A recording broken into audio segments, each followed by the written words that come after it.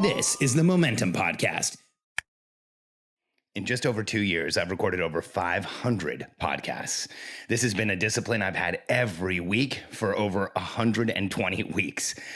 In the last 5 weeks, I haven't recorded one. I actually took over 3 weeks off from work completely, no social, no nothing. I had a sabbatical. I learned a ton. I can't wait to share this and what's been going on with you. I'm Alex Sharfin, and this is the Momentum Podcast, made for empire builders, game changers, trailblazers, shot takers, record breakers, world makers, and creators of all kinds. Those among us who can't turn it off and don't know why anyone would want to. We challenge complacency, destroy apathy, and we are obsessed with creating momentum so we can roll over bureaucracy and make our greatest contribution. Sure, we pay attention to their rules, but only so that we can bend them, break them, then rewrite them around our own will. We don't accept our destiny, we define it. We don't understand defeat because you only lose if you stop, and we don't know how. While the rest of the world strives for average and clings desperately to the status quo, we are the minority, the few, who are willing to hallucinate there could be a better future. And instead of just daydreaming of what could be, we endure the vulnerability and exposure it takes to make it real. We are the evolutionary hunters, clearly the most important people in the world, because entrepreneurs are the only source of consistent, positive human evolution, and we always will be. It feels so good to be back recording this podcast, but honestly, it's been hard to pick up the microphone and record. I just want to share with you why you haven't heard from me directly, why I haven't been here for weeks.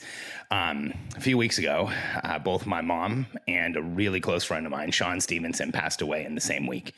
And I have not dealt with a lot of loss in my life.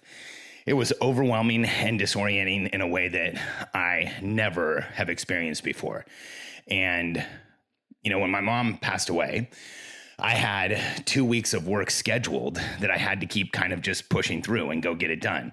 And so before her memorial, in between her passing away and her memorial, I had to teach one of our courses here in Austin. I had about 100 people here. And then I had to go out to an event for Nick Nanton in LA.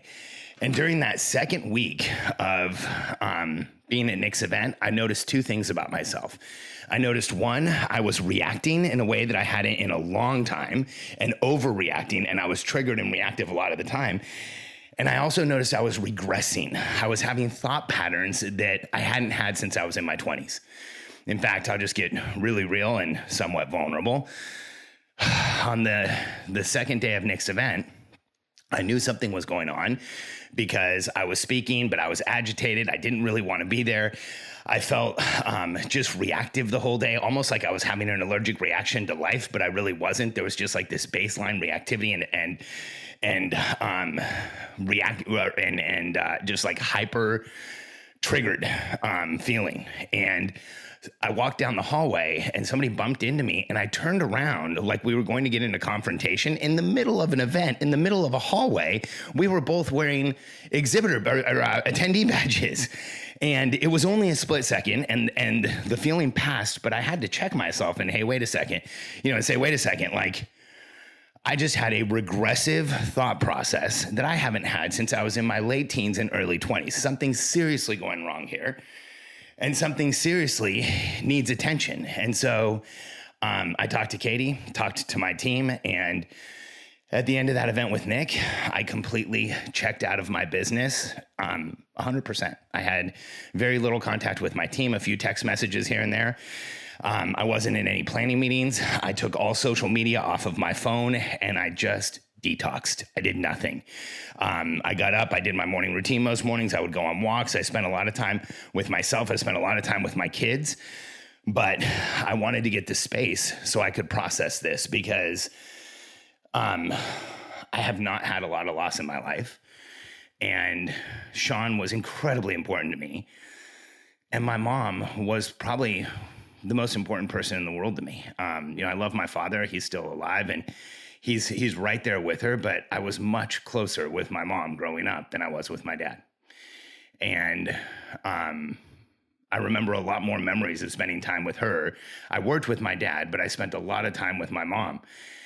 And in the past 3 or 4 weeks that I haven't been working, what I've started to realize is just how many of the characteristics I have today of who I am, how much of who I am today is made up of the time I spent with my mom and who she was. I grew up in a women's support group in La Leche League. It's a women's breastfeeding support group. So as a kid, when we moved to the States, I was 5 or 6 years old. Every week I was in multiple women's support group meetings. So being in those rooms was that was the education of my childhood. And, I remember watching women get together and support each other and answer questions for each other and create this community and battle the world outside of the room, because in the 70s, breastfeeding was not an accepted practice. In fact, a lot of people thought it was disgusting. It was criticized. People didn't want it in public. My mom was an absolute revolutionary and went out and campaigned for women to be able to breastfeed and did whatever she had to do to make sure that women could do what they needed to do that was best for their kids. And today I have a coaching program where we work with people that, all of them are over 6 figures. Most are over 7, and over half of the people in our group are women. And I am incredibly proud of that. When I was a kid, I remember people saying things like women are the fairer sex and, criticism of women. And I remember locker room talk where guys would say things about women, and it would always shock me and then surprise me. And I would think, if only they knew how women were behind closed doors when they talked to each other, if only they knew the strength and the courage it took to do something like be a stay-at-home mom and breastfeed and get criticized by the people around you. I heard even some women that were criticized by their husbands, but they did what they felt was best. And that experience as a child shaped so much of my belief systems and who I am as an adult, and how I look at the world as an adult. And so I'm so grateful that my mom was my mom. And I think in so many ways, she intuitively and miraculously saved my life. As a kid, I didn't have trouble with the alphabet, but I was learning really early. And so before I was supposed to be learning the alphabet, I started looking at cards with letters. And I don't know how my mom knew to do this, but she had me write letters in a salt tray. So she filled up a cookie sheet with salt, and I would write in the salt. And today that's used as a treatment for dyslexia. Well, I was diagnosed as dyslexic in my adult life. I never knew I was as a kid, but my mom taught me the alphabet using tools to help dyslexic kids. And so it was amazing how intuitive she was and how she was able to do things like that throughout my entire childhood. And I miss her like crazy. In fact, anybody who knows me knows I have a passion for cars. I love buying cars and customizing them and making them exactly how I want. And after my mom passed away, I had the realization that's from her. My dad's not really a car guy. He doesn't really care. He drives utilitarian cars. When I was a kid, my mom would talk about cars and driving and the freedom and how she loved to get in a car and drive at night and look out the moonroof of her car and see the stars and be free and feel the feeling of being able to accelerate. And she loved driving fast cars. She had 4 kids, but she would always drive sports cars. And much of that is the exact same for me. I look out at my garages. I have 3 sports coupes that I choose to drive on any given day. And that comes from that passion, that need to have that physiological feeling of acceleration is so much of what my mom shared with me as a kid. So it's been an incredible time period. It's been so difficult and so overwhelming. And I will not pretend to even understand the slightest thing about grief, because this is all new to me. But in moments in between the overwhelming waves of grief, there has been these moments of realization and these moments of connection and these moments of memory that have been an incredible gift. So while I'm certainly not going to say that this has been a positive overall for me or I've learned all the lessons yet, even in this tragic time and such a difficult time for me, I have been able to see that there is light at the end of the tunnel. And like my mom reinforced my entire life, no matter what happens to you, it happens for a reason, and there's a gift in everything. I remember in 2007 when Katie and I were going bankrupt, that theory of my mom's, that belief system she instilled in us was so tested. And today, when I look back at 2007 and losing all of our money and having to figure out how to buy groceries and having our entire financial lives reset and having to declare publicly and legally we were complete failures. Today, I know that is one of the most important, most formative things that ever happened to me and Katie as a couple, to our family, to our ability to make money, to our ability to live financially independently. It changed how we treated everything. So in the time frame of the bankruptcy, I would have never believed it was a gift. So I'm choosing to leave open the possibility that even in this tragedy, there are gifts and there will continue to be. But in no way do I want anyone listening to this to think that I'm over it or I'm okay or I'm not grieving anymore. I don't know how long this process takes, but I want to be very transparent and real with anybody who's gone through it or will go through it. It is the most difficult thing I've ever been through. And a few weeks ago, as I was going through this, and when I decided to unplug, I decided that I was going to make some intentional changes. And the first one was, for the 3 weeks I unplugged, no more social media. And I just want to share some of what happened in the first few days after I got off social media. On the first day, I realized I went to my phone over 20 times looking for the apps, even though normally I wouldn't have gone that many times. But here's what happened. When I would go and the apps weren't there, I wasn't getting that dopamine, that serotonin hit, that purposeful chemical reaction that social media companies have. Psychological engineers, they have engineers working on their programs, social engineers working on their programs, psychologists working on their programs to make them infinitely more addictive, to make their apps more addictive. And I realized almost immediately that I was in a negative spiral with social media. And after a few days, when I finally got off of it, I realized, one, that it was a chemical addiction, and it is a chemical addiction that I don't think any of us have full control over or full understanding of. Second, so much of what I was doing in my life revolved around social media that when I gave it up, I realized like I didn't have this thought process anymore. What am I going to put on Facebook? What am I going to put on Instagram? What am I going to do on social? And here's the third thing. This is the biggest realization. My anxiety levels are at probably a 5 to 10 year low right now. Here's so weird. I just lost my mom, a close friend. There's been a ton of changes in my life. My anxiety levels are probably at I can't remember them when they were this low. And I think if I think back to when I picked up social media, here's what happens to all of us. We get caught in this very short-term, very reactive, very reflexive dopamine loop where we pick up the phone, look for a red dot, and we get that dopamine loop. And that is controlling so much of what we do today. And so I've decided I'm not going back. I'm not putting social back on my phones. I'm going to change my habits around it. I allow myself very little time in the morning to check in and just see what's going on and make sure that I get back to anybody who needs to, but no more obsession around social media. And here's what I realized by going through this, and I think this can help you or anybody else who's going through a major transition.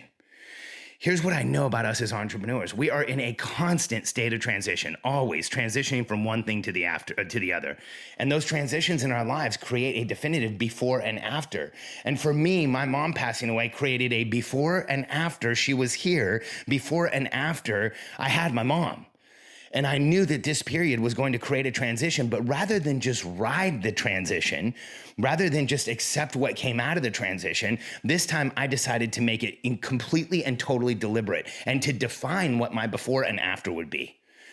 And I'll share a few of them with you. So before, I set up everything so I could work harder, longer to get a result. After, my new perspective, the way that I'm going to approach things from now on is I'm going to set up everything to get the maximum result with minimum work for me, because then I can make a much bigger impact if I continue to think that way. Before all of this happened, I was setting up my life so I could have as much time for my business. After, I want to see how little time I can have in the business and how much time I can have to explore, to be creative, to do the next thing so that we can grow our company and our team can get the results we all want. Before, I was obsessively watching everything in our business. And if I'm honest, I was occasionally making strategic changes from the sidelines. And I'm not going to do that anymore. Like I got some time away from the business. So the after is going to be, I'm now going to be appropriate looking at numbers and tools so I can lead growth rather than trying to watch everything from the sidelines and make changes. And I think every CEO does this. And here's a big one. Before this transition, social media was almost completely and totally driven by me. I was on social every day. I was making it happen. And we're transitioning as a team right now to our social media is going to be driven by processes and a team, and I'll still be involved, but we'll get similar exposure without me having to be obsessed with it every day. Because here's what I realized, one of the biggest lessons going through this transition, this loss, this overwhelming period of my life is that there is no second chances. And life is fleeting. Life is short. I had no anticipation that this would happen with my mom or with Sean. I remember just a few weeks ago talking to Sean and talking about a new brand he and Mindy had and a new podcast they were releasing and how he had just had a record year for his first year in his life. He had a massive income year and was just had tons of things going on, all these new projects. And then he fell out of his wheelchair, hit his head, and he's gone. And my mom, we were planning to have my mom and dad come out here and spend time with us at our house and spend time with the kids. And, there's things I wanted to ask her, and there was conversations I planned on having, and there was, things that we wanted to do together. And now it's gone. It's over. And it's brought this realization to me that every day we have an opportunity, and every day is such a gift. And for anyone listening, if you have unresolved things to say with somebody that you love, somebody from your family, if you are thinking of someone right now, as I say this, if a name or a face popped into your head, reach out to them today, connect with them, listen to their voice. I wish I could call my mom or Sean and do exactly that. Life is an absolute gift. Thank you for sharing it with me. Thank you for being a listener of the Momentum Podcast. And here's to your momentum.